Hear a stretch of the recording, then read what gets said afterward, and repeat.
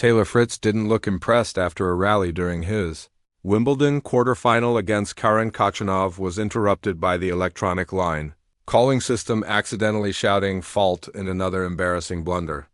The incident on Court 1 came during the first game of the fourth set, at which point Fritz was leading 6-3, 6-4, 1-6, as Khachanov prepared to hit a forehand.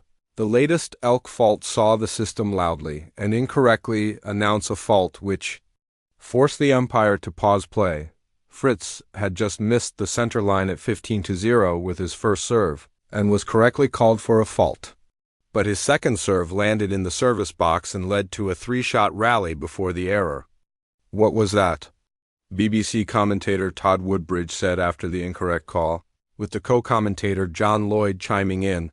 "The electronic line system has jumped the gun because that serve wasn't 121 miles per hour. That was the second serve." The chair.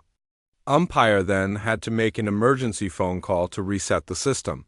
The BBC cameras showed Fritz looking visibly frustrated after the delay as the umpire announced to the crowd, "Ladies and gentlemen, we will replay the last point due to a malfunction. The system is now working."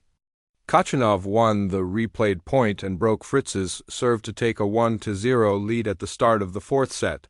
But Fritz went on to secure victory in a tie-break to reach the semi-finals, where he will face either Carlos Alcaraz or Cameron Norrie. The malfunction comes after an awkward incident during Sonnet Cardle's loss to Anastasia Pavlyuchenkova on Sunday.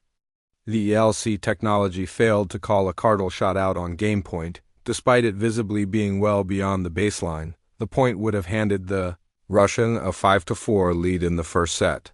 But it had to be replayed and Cardle broke her opponent's serve as a result. The incident left Pavlyuchenkova furious, although she battled back to win the set and the match. But at the time she fumed to the umpire.